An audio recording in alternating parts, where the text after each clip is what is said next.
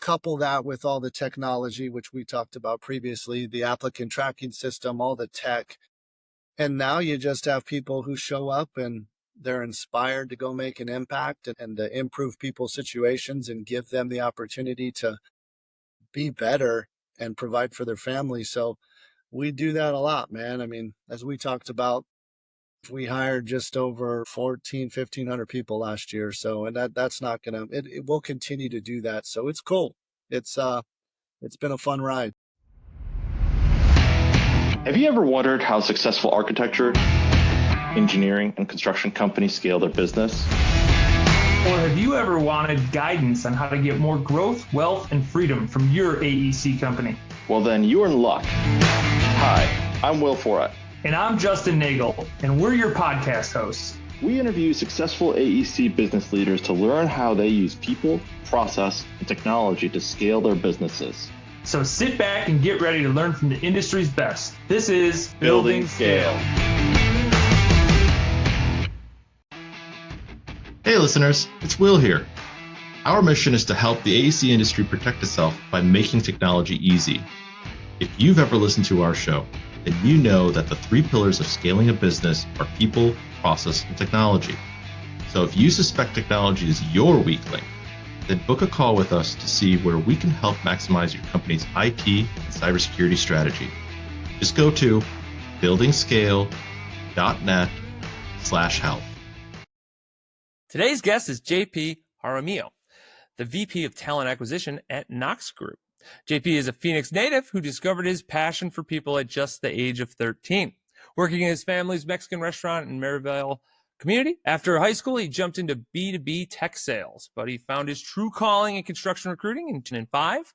And over the past 19 years, JP's climbed from entry-level recruiter to vice president, helping build high-performing teams for contractors doing $500 million to $2 billion in annual revenue. Today, JP brings that people-first mindset to Nox Group, a powerhouse construction enterprise operating in Arizona, New Mexico, Texas, and soon Nevada. With a workforce of over 1,400 skilled craft professionals, Nox Group self-performs across electrical, heavy civil, prefab, and VDC, serving sectors like semiconductors, mission critical, and water/wastewater.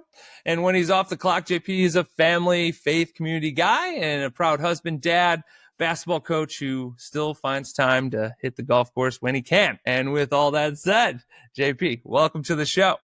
Man, thank you. Glad to be here, man. I'm super pumped. Great intro, by the way. Yeah, I like to take all the credit for the intro, but it's really, you gave me a bunch of stuff, or your marketing team gave me a bunch of stuff, and then I, just not shameful about it, utilize AI a little bit, and bingo bango, look at that. We're sounding great. But with that said, and with that great intro, tell us the real story. You tell us about how you got into the industry, and tell us about Nox Group. Yeah, man. I mean, as you mentioned, I grew up as a native to Arizona. My family, my dad's family actually came over from Mexico, started the Mexican food restaurant game here in Arizona. So I grew up bussing tables, running the cashier booth, working my way up to server all through high school. That's all I did, man. I made money and got bad grades. So I make the perfect talent acquisition professional, I guess you could say. That's the recipe to find them. Maybe that's the secret sauce when you're looking for other recruiters. You're like, hey, were you in the industry, the serving industry? And did you get bad grades? Yeah, no high GPAs here. We leave that for the HR folks. So But yeah, man, it was fun. Worked all through high school and graduated, as you mentioned, got into B2B sales. I did try the blue collar work for about a year, pulling cable out at one of the local chip manufacturers. And I just decided after a year that wasn't for me. And I hit the phones, and 3 or 4 years later, I found recruiting, got into recruiting, and man, 19 years and the rest is history. I've recruited across the country for IT to start, and then I got into construction, owned my own business for a few years until the market crashed in '08, and then found my way over to Sunt Construction. And that's really where I'd say I built my corporate career for about 9 years, built a lot of great relationships. And that's how I got here with Greg Ayers and Justin Martin calling me back almost 3 years ago, asking if I wanted to come over here and go build rocket ships and do some exciting stuff. So here we are, man. I'm almost coming upon my 3-year anniversary, and we've completely revamped all things talent, which has been super cool. I have to find things to do, so I'm doing something wrong. I tell my boss all the time, I need some work because the team's kicking ass, and they're in a great spot. So I'm obviously super proud. Yeah, we actually when I was in Chicago last week with Will, we talked a lot about like the whole job of a leadership position is try to like make it where you're not required anymore, right? Like, how do I work myself out of a job in the best way possible? Because if I can just make everything run smooth, it looks like that. Oh, that's a bad idea, but in reality, that's leadership, right? That's it, man. There was a quote recently. I don't share it much, but I think it was an Elon quote, or where he said like 90% of the work is done by so and so. I don't know. It basically was saying middle and senior leadership don't do shit. I don't agree with that fully, but yeah, let's not share that quote a lot. Yeah, let's not tell Justin about that growth. That could be bad. Yeah. So, how did they pull you away and bring you over to Nox 3 years ago? What did they sell you on? Because they were recruiting you, right? Like, how did they get you over? Yeah, I think it was just the vision, man. And what's funny is I reflect back in 2012. Dan Hag was the new CPO for Sunt. He had come from Mortensen after 20 years, and we had lunch. And Dan had cast a similar vision. We're doing 480 million in revenue. We want to grow to 200 billion. We want to get the ESOP to X evaluation or valuation. And we want you to come and spearhead the growth. And so I did that at Sun. I mean, we took that recruiting team from me to a college recruiting program that nets 100 interns to now I think they have 10 recruiters with 3 managers across the country.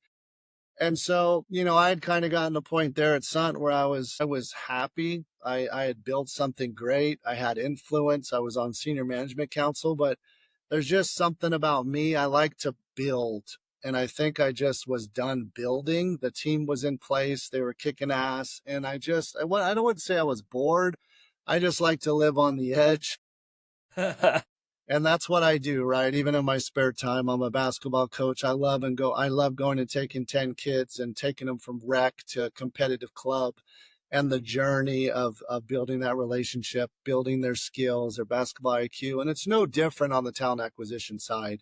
And so when Justin and Greg said, here's what we want to do. We want to go from 180 million to $1 billion. We will get there, but obviously we need people, and we need a talent acquisition team that can help with that growth. And so, man, I got excited. And Justin's a man after my own heart. He's a visionary. He's very eclectic. He comes from nothing, very similar to me. I mean, I grew up on food stamps in inner city Maryville, and just the ability to connect with the front lines all the way up to the C-suite. There's power in that, and he and I share that in common. And, and then Greg, of course, Greg's one of the best BD guys in the world. I mean, he's just a monster. He has this ability to just build relationships and go get work. And so I knew that wasn't going to be an issue. It was just going to be trying to find all the people that we needed to accomplish that, just like at Sun. Yeah, they hooked me, and obviously the role and the opportunity to be a vice president, and you know, that I just couldn't pass it up, of course. So here I am. And we got through the war. I call it the second Civil War. I'd never come into an environment where I had to take an existing team and, unfortunately help some people out. And there was a lot of them. And that was real tough for me. I'd never been through that. So good opportunity for me to grow. And it allowed the right people to come onto the boat. And so we did that, and we've trained and we've developed, and man, it's been really cool. Couple that with all the technology, which we talked about previously, the applicant tracking system, all the tech. And now you just have people who show up and they're inspired to go make an impact and to improve people's situations and give them the opportunity to be better and provide for their family. So we do that a lot, man. I mean, as we talked about, We hired just over 1,500 people last year. So, and that's not going to, it will continue to do that. So it's cool. It's been a fun ride. Okay, so hold on. I just want to pause there for a second. You said 1,400 people last year. How many people are like in the organization, the conglomerate of organizations Yeah, that you manage? we're sitting between 16 to 1,800. So, we talked about one of the challenges with turnover, right? And I actually pulled the numbers from our Power BI dashboard. It was pretty interesting, which we know is an industry problem. But last year we had 61% turnover, which was majority craft. So about 715 craft left, either voluntary, involuntary. A project closed up and we didn't have a spot within the next week. It could be a variety of reasons, of course. And the craft world alone, we had hired last year 855. Now, that's just hourly electrical worker and journeyman. So that doesn't include your foreman, your field superintendents, all your professional staff, which makes up for the other 500. But, it's a challenge when you're seeing 700 people leave and you have to fill 1,000 or more craft. And that's the world we live in, unfortunately. And obviously we're all as an industry trying to figure out how do we make that pain a little less. But yeah, So it's getting better. let's talk a little bit the applicant tracking system, right? ATS. So not everyone knows what an ATS is. Can you explain what and why you would get an ATS, and maybe even at a size, right? When does it make sense? What are the indicators that you would maybe need an ATS? I mean, applicant tracking system is the lifeblood of where all of your candidates, it's the beginning of your workflow, your recruiting workflow. So, for example, we have about 30,000 candidates in our applicant tracking system that came about through referrals, through our recruitment advertising plan, which includes Indeed sponsored ads, LinkedIn, you name it, right? So the goal of an applicant tracking system is to get candidates into your system to then sift through, sort, tag, and then go after the ones that you want to go after. And obviously it compounds because as you get applicants, then you get their references. There's a bunch of different ways to source candidates, but from the craft perspective, I would say the Indeeds of the world definitely produce the largest amount of active candidates. And when you do that across the country, it just state after state after state, you end up with a lot of money invested, but you end up with a database of people where now we can start to email market to, we can do text campaigns to. And in our business, we have to ramp incredibly fast. If we're going to go build a mission critical facility and we need 400 craft within 90 days, if you don't have 30,000 candidates to reach out to, what are you going to do? You're in trouble, right? Which is why we see a lot of companies in our industry leverage temp agencies or supplement their staffing, which isn't a bad strategy, but it's also going to cost you 50 to 60% markup. And the quality of talent compared to what my team screens for and what they've been coached to do, there's no comparison. And I have that conversation with owners of agencies all the time. They just shake my hand and go, JP, you're right.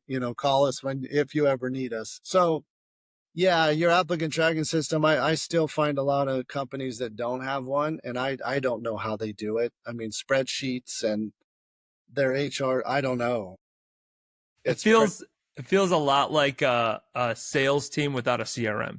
Yeah. It's just like you're gonna throw it in Excel, like that's the game plan. That seems insane, and I understand that, like, oh well, CRM costs X amount of dollars. The efficiency that is increased is insane. Like I couldn't imagine running through a marketing list or a prospect list in just an Excel doc. Like that to me at this stage would be like we are never going to grow the way we want to because we are so far behind technologically. Yeah, and a lot of companies use the big like Teleos and the Workdays. And what's funny is those are great ERP systems, right? Like for HR and for internal employee management, but they're awful for actual true talent acquisition teams.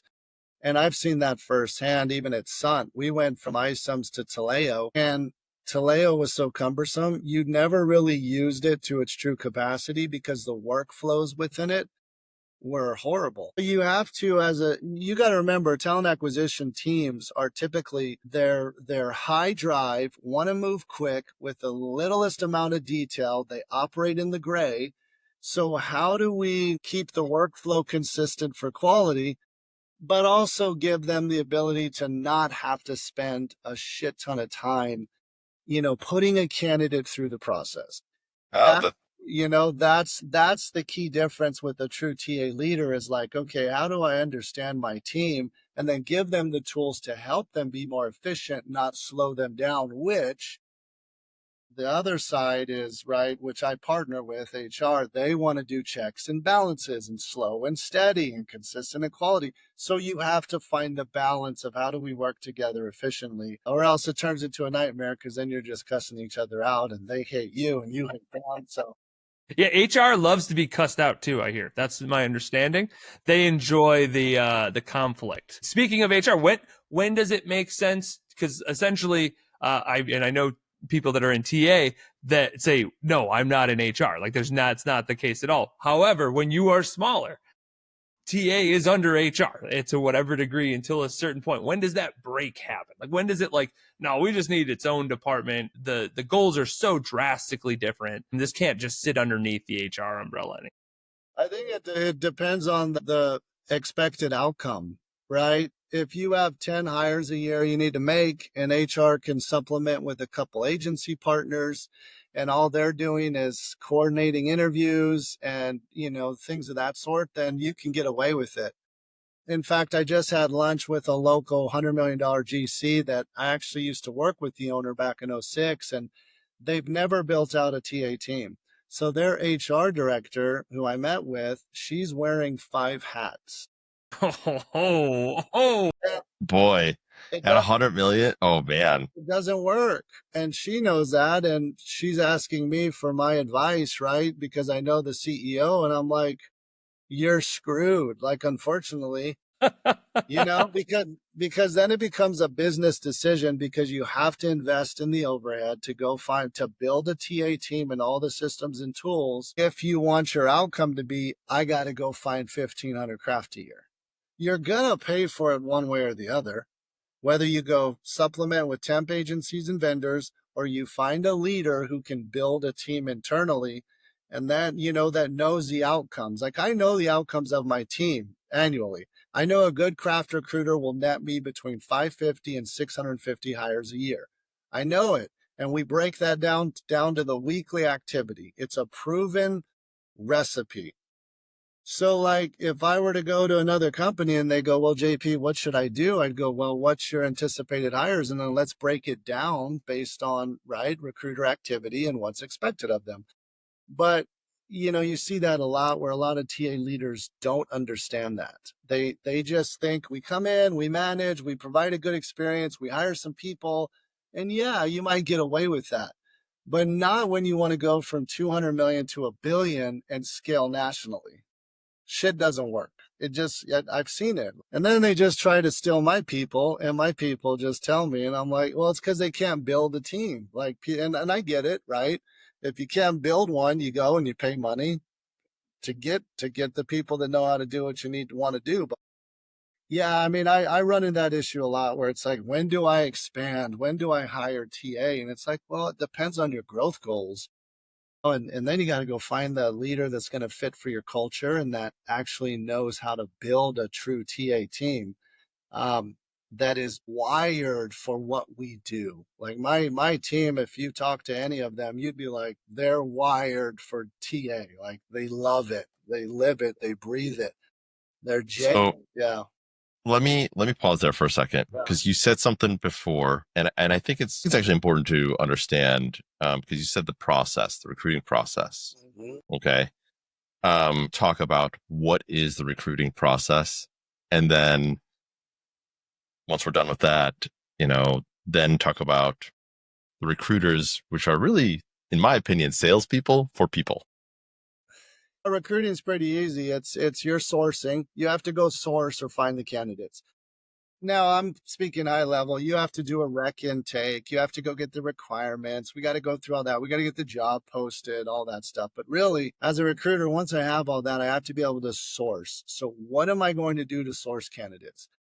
There's reactive ways and there's proactive ways to source candidates. We want to take advantage of all those. Posting a job, headhunting, networking. We were golfing with a senior estimator at the competition yesterday, right? I took him golfing. We're building relationships. And so there's all these things we're doing to source candidates and keep them warm, help them understand who we are, learn who they are. After that, it's screening, right? We're screening candidates. We need to be able to effectively technically screen for someone's ability, hopefully at the highest level possible. That's not always the case, but that's expected of my team, and they have the resources to do it. They know how to ask a journeyman electrician all things electrical, to the point where if they come in and hit our boards and they test, what my recruiters screen for and how they test, those numbers align. And we've been seeing that the last 90 days. They're 95% on point because their ability to ask the right questions and also understand industry, standard works, what electricians do day to day on our job sites. So screening is huge because your ability to screen when you submit a candidate to a hiring manager tells you everything you need to know. Because if your hiring manager is saying, no, I'm not interested, you're not sourcing effectively and you're not screening effectively. So now I know as a leader where my issue is. If every candidate getting submitted is getting interviewed, we're doing the sourcing and the screening right. Now from the screening part, after that's done and we submit it to the hiring manager, now we have to provide a good interview experience, and talent should lead the way. Meaning, I'm attending all my candidates' interviews with operations, with HR, and I'm hand-holding that candidate and that experience the entire way to make sure it's a quality one and make sure that the people interviewing are hitting on what they should be hitting on, which is fine-tuning technical ability, which is culture, which is a hierarchy of values. Do their values align with ours? And then obviously offer negotiations and closing the deal. So it's not super complicated, but within each of those buckets, there's a lot to coach and develop and learn, right? That's like the saying, like, it's not complicated, but it certainly isn't easy to do. Like, No. I mean, like this isn't like, but this is fine. I can just pull anybody to be a recruiter at a high level. And even if they were a recruiter, one thing that we've seen, and maybe you can speak to this, like, we go outside to say, hey, like we need help finding candidates, right? And it's like, okay, cool. But depending on what they specialize in, like if they're more general, for us, we find that's really hard for them to understand to get a level 2 or 3 engineer. Like it's just very difficult because the skill set that engineer has, they just don't have the right questions. And like even when we provide like ideas and questions for them, it's just what we find is like the quality's dirtier. It's just a dirtier set of quality compared to when we find somebody that's like, oh, we specialize in IT and cybersecurity. Like that's where we specialize. We get such a higher level and value of candidate that comes in the door for us. Yes, and that's the key. First, it's the ability to understand your industry and technically screen somebody. Now, the biggest challenge we have in talent, it's like you said, it's a sales game. You have to equip your talent acquisition team with something to sell. I mean, you do. Like, we're only as powerful as what we can sell. And then following through with the commitments we make and what we're selling. And so then you get into comp and benefits, which we talk about all the time. So the senior estimator I had golf with yesterday, he's with a company that has an ESOP that contributes 23% every year. He has a healthy base salary, great bonus structure. He's been there 8 years. He's got a team under him. What am I selling? How am I going to improve his situation or offer any sort of transformation, which is what most people want? It's the benefits of comp, right? Benefits, and then of course growth. And a lot of people will take pay cuts to come to an opportunity where they can grow. More times than not, though, if they're an individual contributor, it's not always the case. But why can't we offer them both? And that's the hardest part as a growing company, is figuring out the balance of internal equity versus the paychecks we're going to have to go cut. It's just like a sports franchise. At some point, the company that figures that out the best, both short and long term, they win the game. And Sunt is a prime example of that. I mean, they went from 500 million to over 4 billion in 12 years. And it's because they figured out a way to offer people short and long-term incentive. And part of that's with the ESOP and the growth of the ESOP. And, there's other factors of it. But so if you're a privately owned company that offers base plus 10% bonus and a 401k match that is 25 cents on the dollar, well, you're competing with people that may offer more than that. So how do you compete with that? That's is that in, and again, like you're handcuffed to what you're allowed. You can't just start, hey, let me give you whatever, right? Let me give you insane, let me just promise you the moon. And then like when you get in, that's not even, you're nowhere, you're not even out of the stratosphere, right? So how do you work with that? But like, I feel like there's got to be more of the story, like, pitching the idea and the story and the vision, and maybe working with, Justin Martin, maybe that brings some weight to this. And I don't know, maybe a craftsperson, what's the value of like the vision long term? Because a lot of them are this company, that company, moving around a bunch. How do you paint that picture to say, hey, like this is the greatest place in all of the valley or in all the Southwest to work? Well, I mean, you really, growth creates opportunity. We know that. But when everybody's growing, everybody has opportunity. We're not the only one growing. So everybody is chasing the same work and has the same problems and cannot find high quality staff. So you have to have something that differentiates you. And I don't think enough time is spent on the comp and benefit strategy within organizations. I don't think enough time is spent there and really figuring out like, okay, so if we offer all of our project engineers trucks, what's the pro? What's the con? What's the impact to the business? Can we get our customers to pay for it? Yada, yada, yada. But I don't think most companies sit and go, man, how do we like navigate this strategy of compensating our people and also going and getting new people without pissing everybody else off? And maybe they do. I don't know. I'm not a part of those meetings, but I don't think it's the case. I think it's all an exercise. And my experience has been, if you want to, like, I get calls from Greg, right? He's like, hey, we're going into Reno.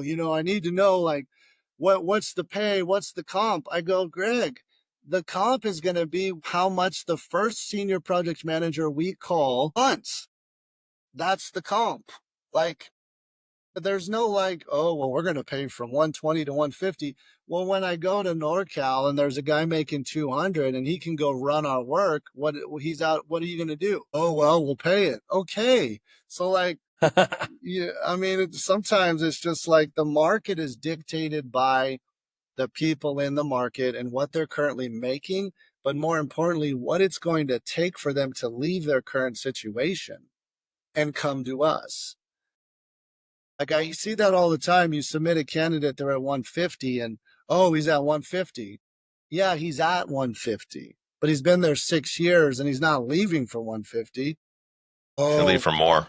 Yeah, it's you got a good situation at that dollar amount to get you to go. You have to have a bigger carrot, right? Like there's just no, especially if you're going to them, the outreach is to them in comparison to them coming to you, right? Because it's like, oh, well, if you're coming to me, there's certainly some intention of you're not absolutely happy, right? For whatever reason, it could be tons of things, but like you're not absolutely happy, because if you were, you wouldn't be calling me. Right, 100%. That's the hardest part about what we do, especially if your TA team's good, because we can get in front of good talent and sell them on the growth. The hardest part is during the process of interviewing with people and then getting to the offer negotiation stage and having to go and do this whole circus show, over $15,000, $20,000. And maybe I'm just stupid and I think that's pennies, and maybe it's not, but I've seen it hundreds and hundreds and hundreds, if not thousands of times over my career. And if you don't get that right, you're going to keep struggling to go and find project managers, superintendents. Like, it's going to be a dogfight. So, and then you have the churn, right? Because then, so even if you do get them in, the churn rate will probably be higher because you haven't like over satisfied them, right? Like, because that's essentially the game. And then what are you doing? Now you're back recruiting again. And now you're like, so, and then training and everything, all the costs that come with it. So then when you chalk up 10 grand, you're like, we would have saved money if you would have just gave them 10 grand more.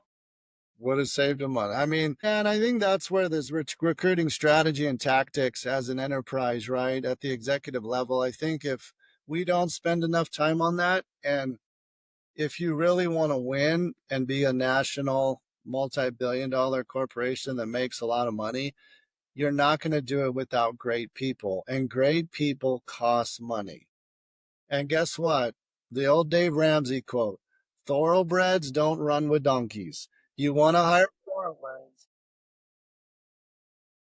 That's great. You don't see donkeys running the Kentucky Derby. So, it's like, how is this a surprise?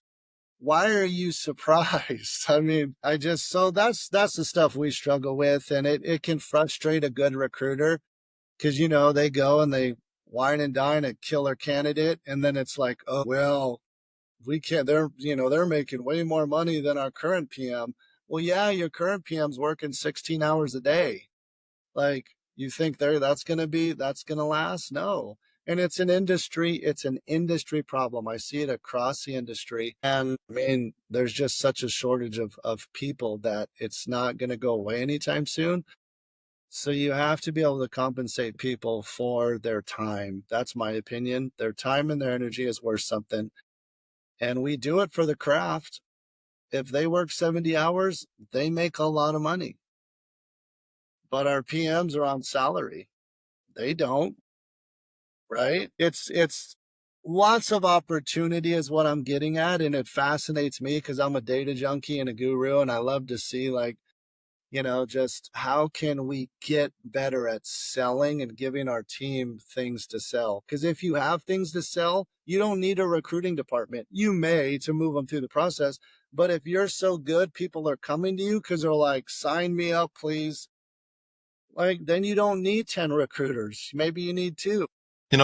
Since data and technology, let's go into this. I'm a little bit of a math geek as well. So tell us a little bit of the math, right?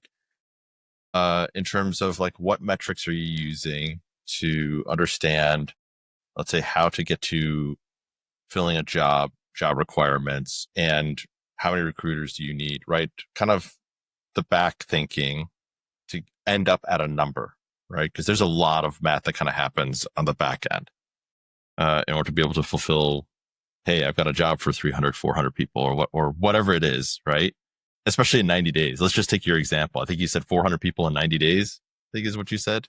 Yeah, I mean, so if you can on the craft level, I know a good recruiter can do 15 to 20 offers a week. If they're hitting 30 to 35 phone screens a week, and we have the right recruitment advertising plan, and we have the candidates in place and the referrals coming in, let's say that's their target, right? Then we have to figure out if we're going to go on that ramp, what else do we have? So if our projection for the year is 14 to 1600 hires, then I got to work backwards, and I got to go from a production perspective. If a team of 4, right, can do 40 to 70 offers a week, right, times 52 weeks, we know what we can, for the most part. You're going to have weeks where you get 6 offers. You're going to have weeks, but if we average it out, that's where we come up with, okay, this is the team we need to be able to make that many offers. You're going to have people reject offers. You're going to have people no call, no show. There's so many other variables. Now, if you go to the professional side, my rule of thumb is a professional recruiter should never be managing more than 10 recs at a time. Okay, 10 openings, 10 recs across the country. Now I've seen people like I've got a buddy at a $10 billion general contractor and they're managing 30 recs a piece. It's just not sustainable. You're not going to find quality people if you're focusing on. So what we do, what I've always done is I split it up by the businesses. I have one person overseeing Nox Innovations in all of our support groups. And she's much more wired, almost a little bit like an HR person. She's a little bit more steady. She has some drive. But those roles, typically we get referrals or we get applicants coming to us. So she's in the right place for her personality and she delivers results. Now, my other two senior level recruiters who are just go-getters, one supports RMCI, one supports Corbin's. And as there's, as things pick up or slow down on either, they kind of work together to fulfill the needs of those, which usually sits between 5 to 10 roles. And when I say roles, usually core operations, your FE, PE, PM, and superintendent are your core roles. So they're only really working 4 to 5 different positions, but there might be 2 to 5 openings for each position. Does that make sense? Yep. Yeah. So it's not 10 different position titles. So if I can keep them in the core ops, and then you're always going to have pre-construction, you might have a anomaly like a VP or scheduling. But if I can keep them to no more than 10 actual position, like titled roles, hopefully we sit them around 5, they can consistently produce around 50 to 100 roles a year. Fill them. Now, here's the tricky part again. It depends on your company's ability to give you something to sell. At Sunt, as a senior recruiter, I was filling 120 professional roles by myself across the country. Wow. Okay, I was an animal. I was working sometimes till 7 or 8 o'clock at night because I loved what I did and I had something to sell. And I'm not saying we don't here. However, we're also a subcontractor. So the amount of people we can recruit from drastically decreases because we're a sub. How many billion-dollar electrical subcontractors are there? 5. So there's probably a list of 100 across the country electrical construction subs that we can recruit from. So not all recs, not all environments are created equal. And that's where you really got to figure out that formula so that you can go and figure out who you need on the team and what they need to produce. Because if my senior guys find 40 good FEPE PM supers a year, and I got 2 of them and they're doing 80 to 100 together, that's pretty good because that's hard. It's a lot harder than going to work for McCarthy or Son. Like it just is. I mean, they're selling ESOP, they're selling, national work, multiple offices. Like it's more convenient. It just is. And that's no knock on them because I used to sell it. So, then you figure $100 million GC that's doing tenant improvement work, margins are 4 to 5%. They probably don't have a lot of net income. They can't invest in the overhead necessary to go and help take them to 500 million. What are you going to do? You can't afford a TA team. Interesting. And so you have your HR manager wearing 5 hats saying, what about the process once somebody does accept an offer and they come on board, right? Because obviously you got to find great people. You have to identify them, find them, build the picture, sell them on the idea, get them to sign the contract. Then they come in and they're onboarded in some way or another. Like, does TA have anything to do with that? Or is it like we've handed this off and we're going to hope for the best? Because, at the end of the day, if the churn happens, especially earlier, it's like, oh my God, this is the worst. That's got to be the worst feeling ever. This guy just started 30 days ago. Come on. Yeah. I mean, no, we don't.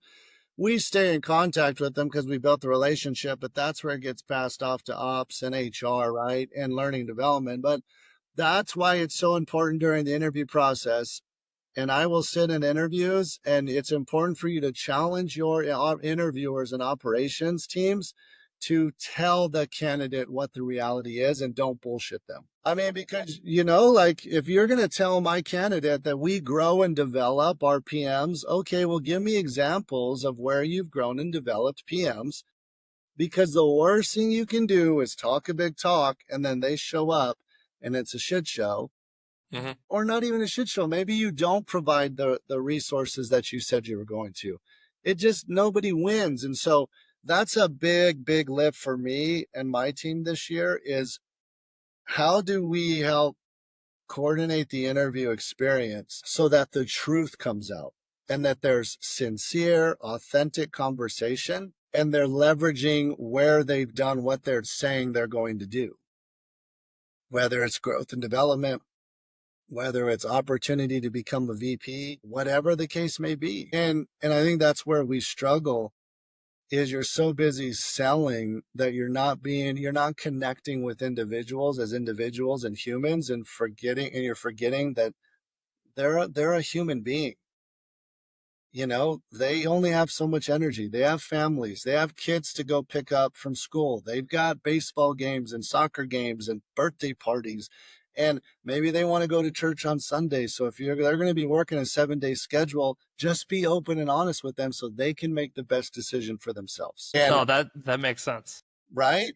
The transition, right? Because it's like you see this in any sales role where it's like, hey, like we're gonna try to sell you the dream, the moon, but that transition of expectations to whatever the service is, and your guys, if it's electrical or if it's the GC work that y'all do, like that has to be correct. They have to be right on both sides, right? Like it has to be the same story, because if one side is off, good or bad on either side, it's like, oh man, like you're just doing a disservice to anybody you're talking. It is. And candidates, the biggest lift for me and what I've seen is empowering your candidates to be on the offense during the interview. And what I mean by that is like, how do we help our candidates? We're not giving them the answers, but empower them to ask the quality questions that align with their values and what they want to know. Because a lot of times you go into an interview and boom, operations and HR, they're on the offense. They're like, boom, boom, boom, boom. And when do we ever give our candidates to ask the opportunity to ask, well, okay, so I answered your questions. What are you doing to improve, your project manager's work schedules? Like, what are they working right now? Are they working 14 to 16 hours a day? Are they working 8 to 10? Like, and what are you doing to make an impact in the industry so that your people have more time and energy? Like, nobody asks that. Why? It's one of the most important questions you could ask. Well, what support are you going to give me from a performance review and management's perspective? You're asking me to do one-on-ones with 10 project engineers and do quarterly one-on-ones and quarterly performance reviews. Well, what training and development do you have for me as a new PM to understand your culture and what your expectations are from me? Nobody says that. They just show up and then they get 10 notifications. You have 10 one-on-ones due. And it's not just us, it's the industry, right? So I just feel like the biggest passion of mine is the interview experience, to where we're connecting genuinely and we're just being real with each other so that there's no surprises. It's like, here's who we are. And if you join us, here's our commitment to you.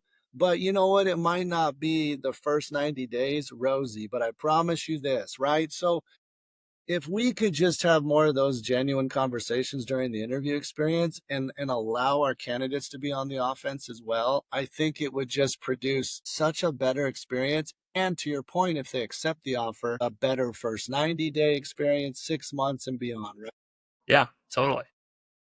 So we could take this in so many different ways. I want to start, I think I want to start with the actual candidates, right? So you've identified, there's some potential candidates. Like, do you go through like a weed out process first? Would you consider that there's like a weed out process? And then after that, do you test technical or do you test culture first? Like, is there an order? Is there things? Yeah, on the professional side, it's not really weeding out, because we're reaching out to thousands of humans and hoping that one says they're open to a casual conversation. And so you could talk to 5 project managers across the country currently sitting at ABC Electrical. And the hard part is you're building influence, rapport, selling them on us while trying to figure out if technically they're an apples to apples fit for what we're looking for in a PM. So it's this balancing act. Once we identify, okay, they're doing $40 million projects. Their craft workforce is similar. They're doing the similar processes that we do, from monthly forecasting to whips, yada, yada, yada. Great. Then we get them in front of our hiring managers and it moves forward. I think you can identify culture, but culture really in the beginning is just, are you nice? Are you helpful? Are you treating me like a human? And it's not complicated. Now, once you get in front of HR and the executives, sure, they want to go through your ability to lead, to develop, right? Like, what do you value? Do you value any of that? And if you don't, and you just want to go build work and you're really good at it, well, then let's just be open and honest. And if it's not an expectation of the role, then we'll move forward. But, the whole culture stuff to me is just like, where have you won? What do you like to do? Right? What are you good at? What motivates you? What doesn't motivate you? And what do you value? Because what you're going to do, what you value. That's just how the world works, right? I mean, Yeah. so it's not complicated. I think we make it more complicated. There's this whole culture interview. Are they a nice person? Are they good at coaching, developing? Are they responsible? Are they reliable? Do people like them? Like, shit, man. Like, that's not the hard part. The hardest part is, are they going to be able to manage the expectations we're going to put on them? And are they going to be motivated and driven by them? Right? Okay. And then can we compensate them and reward them for what the gifts and talents they're bringing to the table, both short and long term? And fuck, man, it's not like outside of that. It's like we make it so complicated. I love your simplification of this, which especially in the construction space is like, we don't have people. We can't find people. Like, it's very, it's screaming from the rooftops about how horrible it is and how difficult it is. And you're telling us it's like, it's not that difficult. Like, we're trying to overcomplicate this shit. It's because, right, it all rises, all things being equal, again, it comes down to the head coach. And we have to have leaders in the company with the best leaders is going to win, because the leaders that know how to motivate, to basically give people the opportunity to take action and potentially potentially fail and learn from those mistakes. The leaders that are able to motivate and connect with their people and understand their values and what they're good at and delegate to where they can go shine, they're going to win. Their teams are going to win. And I'm living proof of that, right? And I'm not putting myself on a pedestal. That's why I'm in TA, because I get what motivates and drives people within our space. And then we give them an environment to take action, learn from their mistakes, right? Mitigate the big ones. And then life brings you the experience you need. It's no different on a construction site. Project managers build work. They manage budgets. So they got to be pretty sharp with that. Make sure we don't lose our ass. Hopefully we're making money. And then lead and develop people, man, and show up and actually enjoy what you're doing. I think the hardest part is just finding people that are apples to apples comparison. We can't go find someone that's building $5 million electrical scopes. They're not going to survive when we give them an $80 million or a contract, right? It's just, That's a huge difference. The companies with the best leaders are going to win. I love that. I don't know if that was your brain thinking of that in the moment, but that was poetry to my ears. I mean, it's just, and again, it goes back to my coaching career, right? I just got this basketball team, 3rd and 4th graders this season. And I've coached at the YMCA for 15 years. I won Arizona Coach of the Year out of all the YMCA coaches a few years ago. Congratulations. That's awesome. Yeah, it was awesome, man. And it's like, and it's true. Like, when people see JP Jaramillo on the coaches roster, they just go, here we go again. Because I already did it. I took my kids through high school, won tons of championships, went to Suns Arena, because of my ability to coach, motivate, lead, develop, and connect genuinely with these kids. The amount of times we go out for chicken fingers, or I've taken kids that don't have dads under my wing, that I've cut a check because their mom couldn't pay the SRP bill. Like, that's being a leader. It's not just filling out a one-on-one form every quarter going, oh, they did RFIs great. Like, that's part of it. Like my kids need to know how to run a 3-2 zone. They need to know how to run a box offense. They need to know how to do this and that shit comes. But if your leaders don't know how to connect with their people genuinely and have the ability, the capacity, and the energy to do it, then what are you doing as an executive staff to make it so?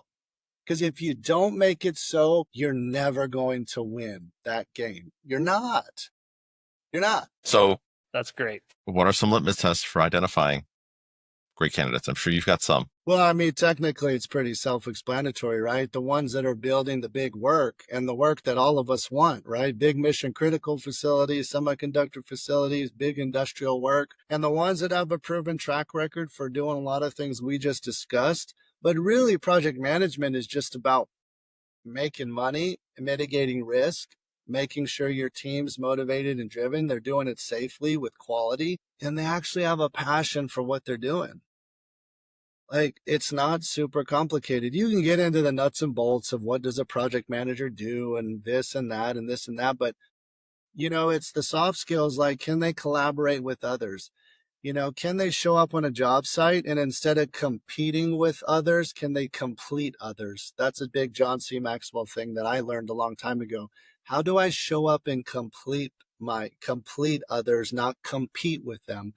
And it's those little intangibles that make people successful. We can teach them how to go build a $10 million job or an $80 million job. It's the same shit. It's just more quantities. Instead of 250 busways, it's 10 busways. So, like, it's all scalable from a technical perspective, right? But that's why we have to focus on the other things. And as an executive team, look at our people and go, again, how do I give them the energy and capacity or time back by surrounding them with good talent while also investing and pouring into them? And that's the secret sauce. And it takes money, it takes buy-in, it takes energy. But you also have to have an executive team who walks the walk and talks the talk. And if you don't, you're just going to end up with a bunch of mini-me's who are very similar. And if you're okay with that and you're making money as a company, I guess, then okay, if that's your culture. I think you just have to figure out, like, what do you want your culture and who you are? What do you want to be about? That's Justin's whole thing. Be about it. Well, what are we being about? And then let's communicate that message and let's make sure our leadership is being about it. And any growing company, I'm sure, is going through those growth pains like we are, where you're trying to figure that out. You've got 4 different companies, 4 different brands, bunch of different leaders. And of course, we all want to win and make an impact. But, is it trickling down to the front lines, to our PMs, to our PXs, so that they can then go and pour into the next generation? And easier said than done when you're growing from 180 million to 500 to $1 billion. You're just flying so fast, you end up being reactive. But I think that's why sometimes it's okay to slow down and make sure that we're focusing on those areas in addition to just getting work and building it, which, yeah, easier said than done. But those are my observations anyways, after 19 years in the industry. And I mean, it's not easy, but it can be done. I'm living proof of that. I've done it time and time again, and definitely the fruit's worth bearing. Well, I appreciate the insight. I want to switch gears. We talked a bit about people, a lot about people. Yep. We talked a little bit about process, technology, right? We talked about the ATS. What other technologies do you use that help support what you're doing? And it's not so much the name brand, so much as the stuff that you're doing, right? That's sort of supporting all those efforts. Can you talk a little bit about that? Yeah. So to keep it super simple, going back to giving my recruiters time back, the biggest thing we've implemented was, like many companies, the AI interview taking notes. And we use BrightHire for that. And what's cool about BrightHire for us is it integrates with Greenhouse. So if I go have a phone screen with the candidate, whether it's Teams or a phone call, that gets captured and put in the candidate's profile in Greenhouse. So when I go to that candidate 5 years from now and I click on the candidate, I can watch that conversation with my recruiter and that candidate, and also all the notes are taken for it. Even better, when we get to the offer stage and I send that candidate's offer to Greg Ayers for approval, he can go in if he has any questions and look at the notes and watch the interview if he wants. So it helps create transparency for, who we're hiring and why we're hiring them. And then it also gives the recruiter time back because they're not sitting there having to take notes, and they can truly connect and go through their screening process. That's been a big game changer, especially for the craft who are doing 30 to 35 screens a week. It's a lot. Everything's captured. It's in the ATS. And I mean, it's all right there. You can see how people talk on teams. You can see how they present. You can see how inquisitive they are, so on and so forth. The other thing is basic stuff like Calendly, right? We a lot of times will go through a rec and they'll send out a request. And that's been super helpful because with craft, their schedules are crazy. So they just send out a text message to those candidates saying, hey, thank you for applying. I can't wait to connect with you. Can you choose a time on my calendar for us to connect? So simple. I know a lot of people use it, but that's been another game changer. Instead of trying to get a hold of the candidate, hey, or texting the candidate, right? And I'd say 70% of my recruiters' screens are filled up through that way. And most of my recruiters are booked a month out with phone screens. Oh, okay. That's awesome. Yeah, like no joke. I could look at Candace, for example. I know right now her entire month is booked Monday through Friday with phone screens. It's nuts. Wow. That's So, like executive level time management right there. no. So that's been super helpful. Grayscale's great. We use Grayscale, which integrates with Greenhouse for texting, right? If we're going to do a big ramp, we'll send out we tag all of our licensed journeymen in Greenhouse so we can run a report of licensed journeymen. And we can send a text through Grayscale that says, hey, we're going to be ramping in San Antonio. We've got this mission critical facility. It's running 2 years. We're paying up to $39 an hour plus per diem. Would you be interested in a conversation? Here's my Calendly link. Really hope to talk to you.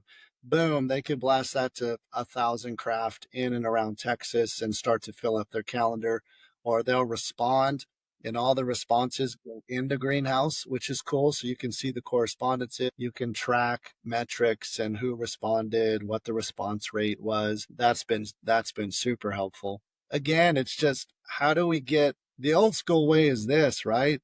How do we get more reach and touch and personalize it as much as we can? I'm still a big fan of the phone and I'm still a fan of leaving voicemails, but the reality is like, if you can leverage the tech, leverage it. It gets your brand out there more and more and makes it easier to schedule conversations. So I'd say those are the 3 biggest that we've implemented the last 2 years that have been a game changer for us. Okay.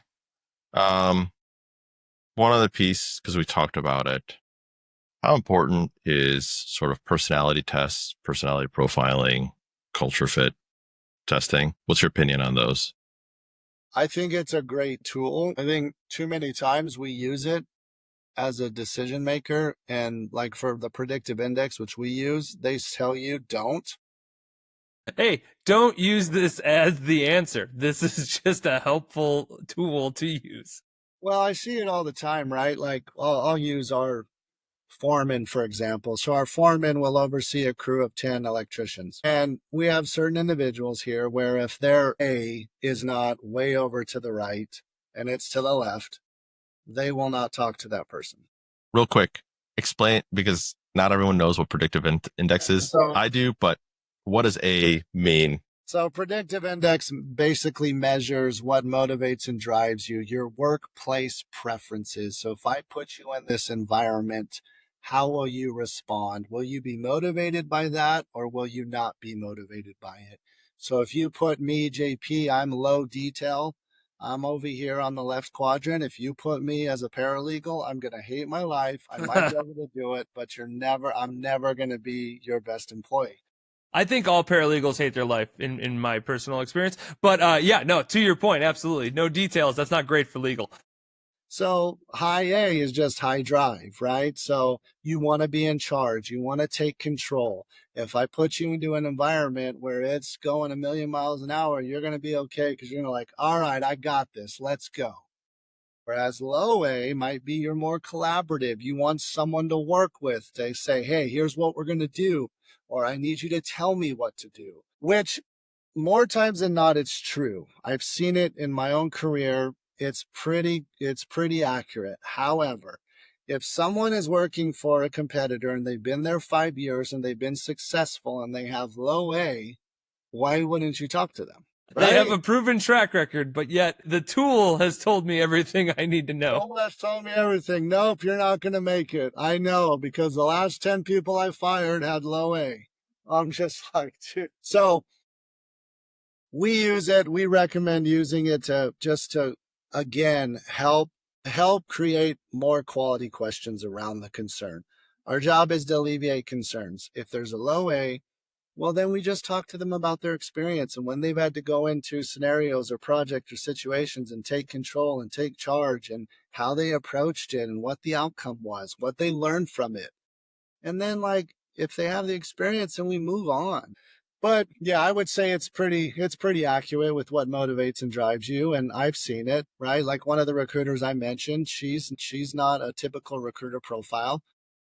However, with the right recs supporting the right hiring managers with very similar temperaments that aren't in a big hurry, that aren't hard charging A construction personalities, she's been successful. So it just goes to show, like, it just depends on, now, if I put her on operations with some of my, hard charging, she would just hate her life. But we don't do that. And we have the ability to do that. It does give some good insights. And I think it should be something that's used even for development, or promotions, or even with your own boss. Like, it took 2 years for my boss to understand me, almost 3. And she said that herself. She's like, JP, I did it. You were so different than me, because she's the typical high A, super steady Eddie, high detail. Let's sleep on it. And I'm like, yeah, I'm like when I first meet you, I know right away whether we're going to be best friends or I never want to talk to you again. Like, that's my personality. And I'm the same way. What do you want to know? So that we just get this shit out of the way and on. Whereas that personality is more like, whoa, we need 6 months of interaction before I can figure out if I like you. And nothing wrong with that, right? But it's good when you're going to have people working together, especially reporting to you, to go, okay, I know I can't do this for JP. Like, he can't be the guy managing our ATS. No, we need to find someone to do that.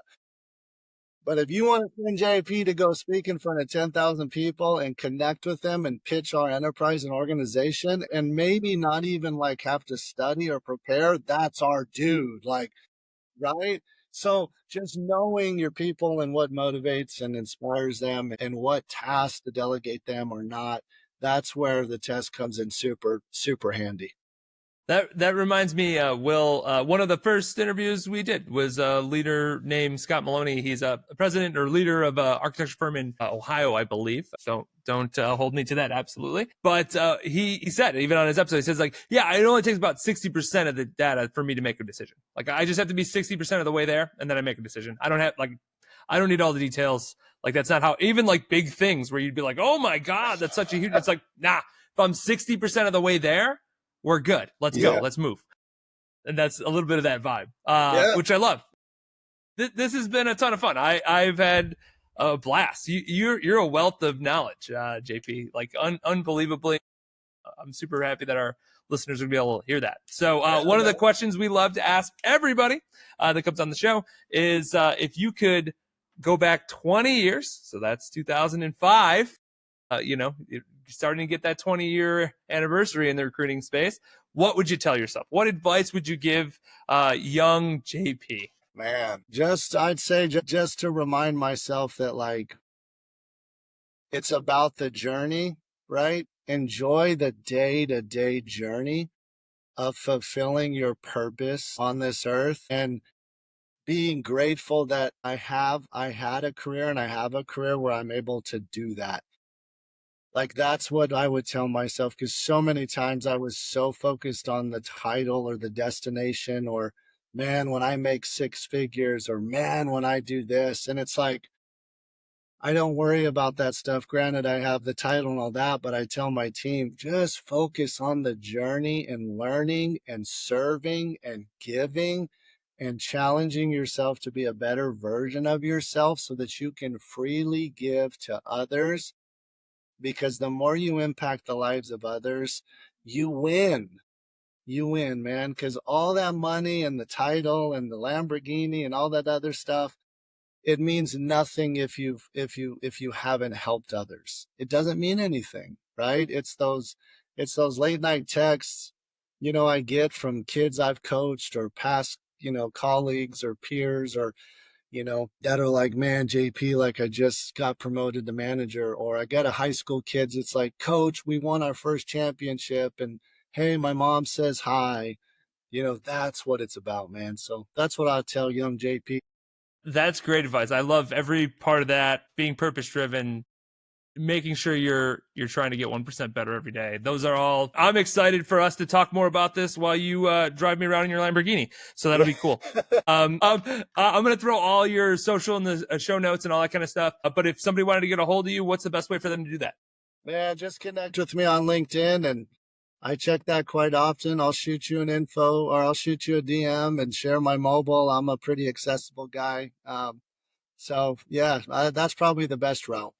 Cool. And then is there anything else you'd like to tell the people before we say our goodbyes? I think, well, you know what? I just saw this the other day, and I would just encourage, the biggest thing I've been telling myself is no matter what the situation, where you're at in your career is, it's if the why is powerful enough, the how is easy.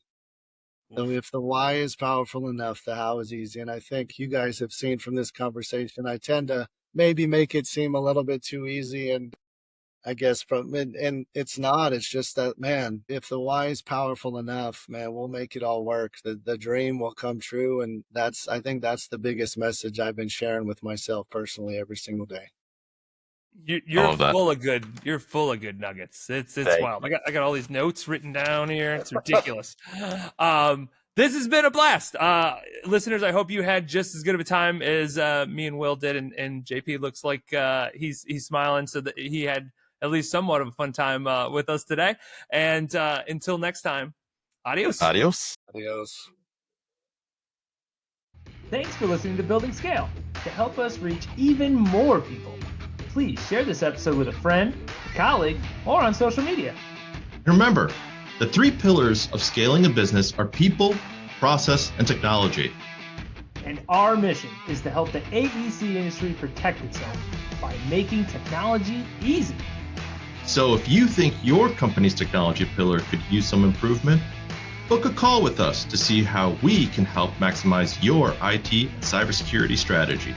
Just go to buildingscale.net/help. And until next time, keep building scale.